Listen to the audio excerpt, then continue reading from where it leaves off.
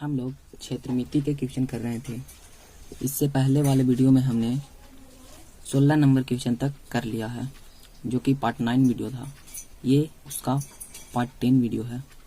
तो इसमें हम अगला क्वेश्चन करेंगे, जो कि इस क्षेत्र मिति 14 के ए का लास्ट क्वेश्चन है। 17 नंबर क्वेश्चन है। इसमें हमें 4 क्वेश्चन पूछा गया है और चारों का बोल रहा है क्षेत्रफल निकालना है। तो चलिए क्वेश्चन सबसे पहले 17 का ए का देख लेते हैं, उसके बाद उसे हल करते हैं। अब देखिए 17 का ए जो क्वेश्चन है, ए नंबर क्वेश्चन, वो कुछ इस प्रकार से है। कुछ इस प्रकार से आकृति क्वेश्चन में दिया गया है और हमें इसका क्षेत्रफल पूछ रहा है।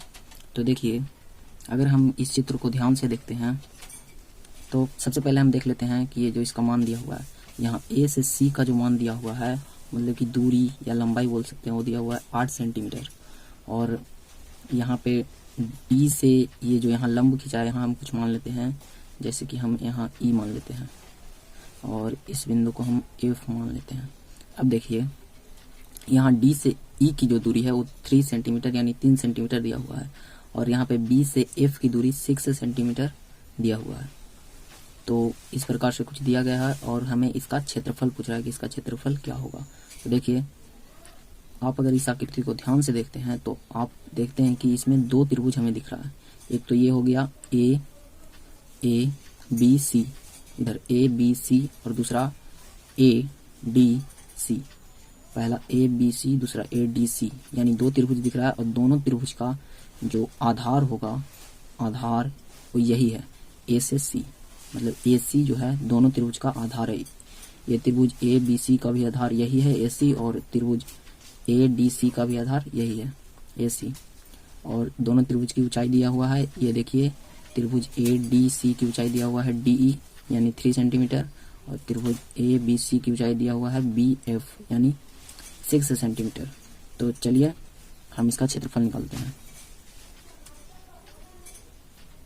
तो हम लिखते हैं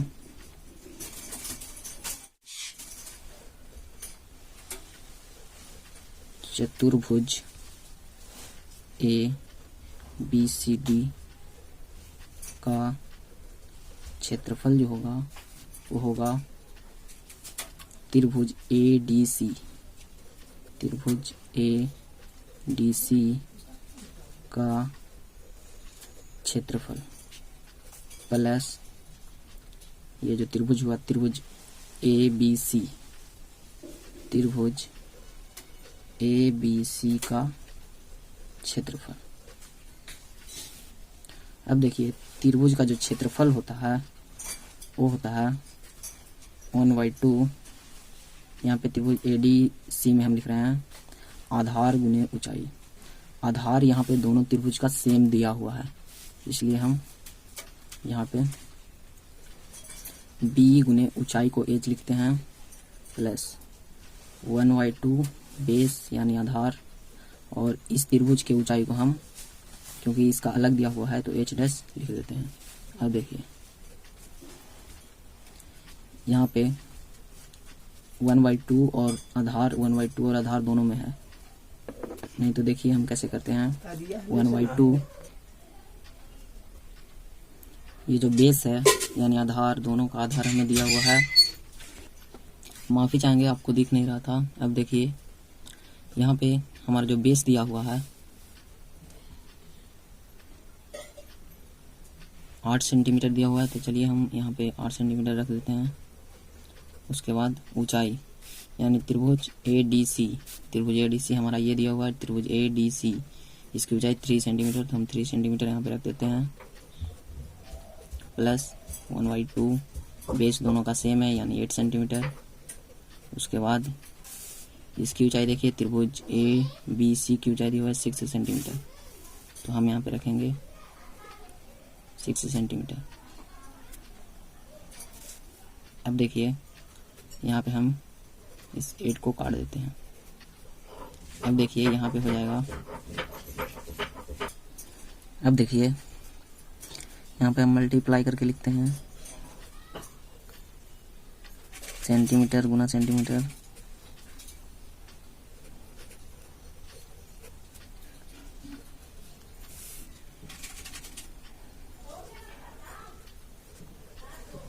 तो देखिए हमारा जो आ गया चतुर्भुज ABCD का जो क्षेत्रफल आया वो आया है 36 सेंटीमीटर स्क्वायर।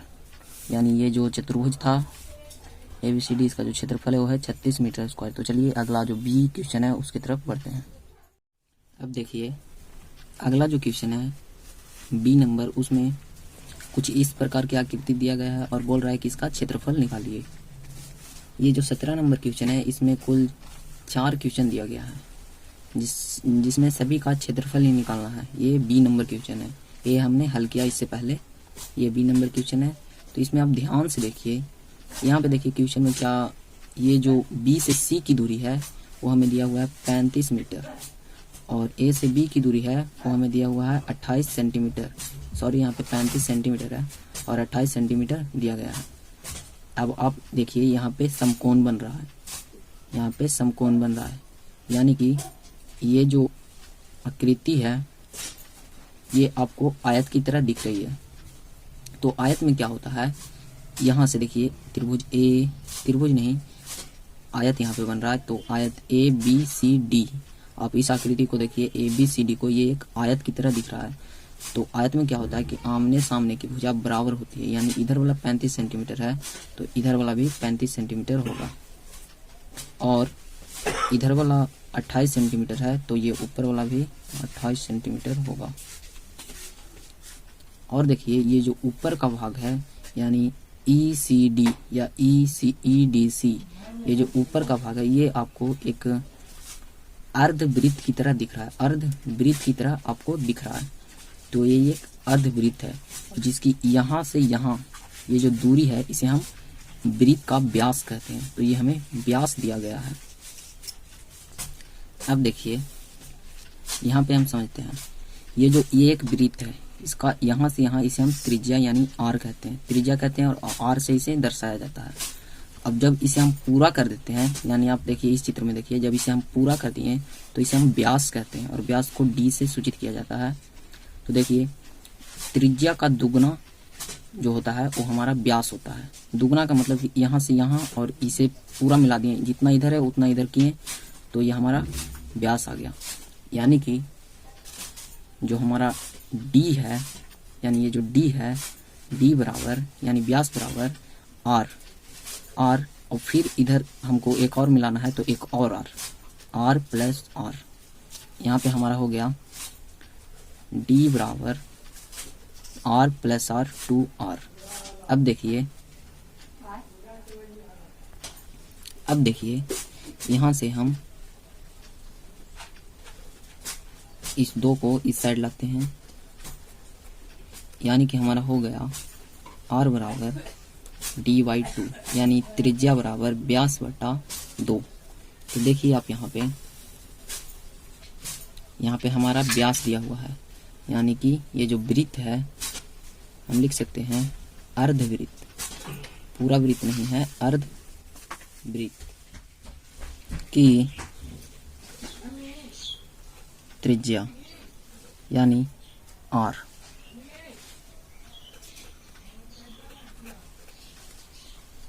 तो हमारा यहाँ जो व्यास दिया हुआ है, ये जो वृत्त अर्धवृत्त है इसका व्यास दिया हुआ है वो है 28 सेंटीमीटर।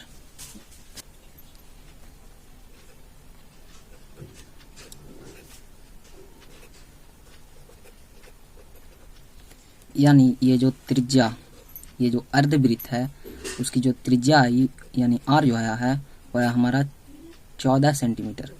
अब देखिए हमें ये जो अर्धवृत्त था उसकी त्रिज्या पता चल गया, और ये आयत जो बन रहा है ABCE, इसकी हमें लंबाई और चौड़ाई पता है, तो इससे हम इसका क्षेत्रफल निकाल सकते हैं। और ये जो अर्धवृत्त है इसकी त्रिज्या पता है, इससे हम इसका क्षेत्रफल निकाल सकते हैं। और इन दोनों का क्षेत्रफल निकालकर जब हम जोड़ देंगे, उन दोनों क्षेत्रफल, इसका क्षेत्रफल और इसका क्षेत्रफल को जब हम जोड़ देंगे तो ये जो पूरी आकृति बन रही है इसका क्षेत्रफल निकल जाएगा। तो चलिए निकालते हैं। अब यहाँ पे देखिए ये जो आकृति है ABCDE, तो यही हम यहाँ पे लिखते हैं कि आकृति ABCDE,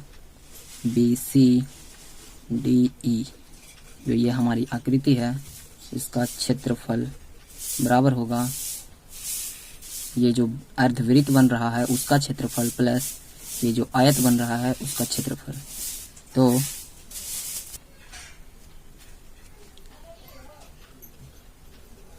अर्धवृत्त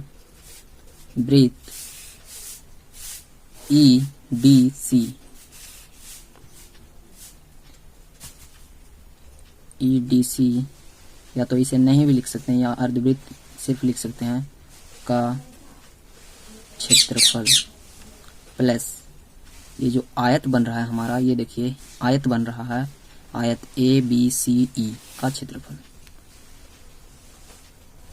आयत ABCE का क्षेत्रफल। अब देखिए वृत्त का जो क्षेत्रफल, अर्धवृत्त का जो क्षेत्रफल होता है वो होता है 1/2 पाई r² प्लस आयत का क्षेत्रफल, आयत का क्षेत्रफल लंबाई गुने चौड़ाई। अब देखिए 1/2 पाई का मान 22/7, आर हमारा आया था 14 सेंटीमीटर और इसका स्क्वायर यानी 14 सेंटीमीटर गुने 14 सेंटीमीटर। अब देखिए प्लस लंबाई,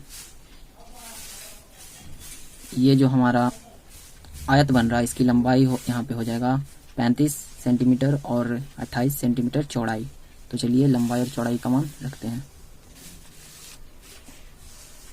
लंबाई हमारा है 35 सेंटीमीटर गुने 28 सेंटीमीटर, ये हमारा चौड़ाई है। अब देखिए इस 7 से ये जो 14 है इसे हम काटते हैं 2 मरतबे।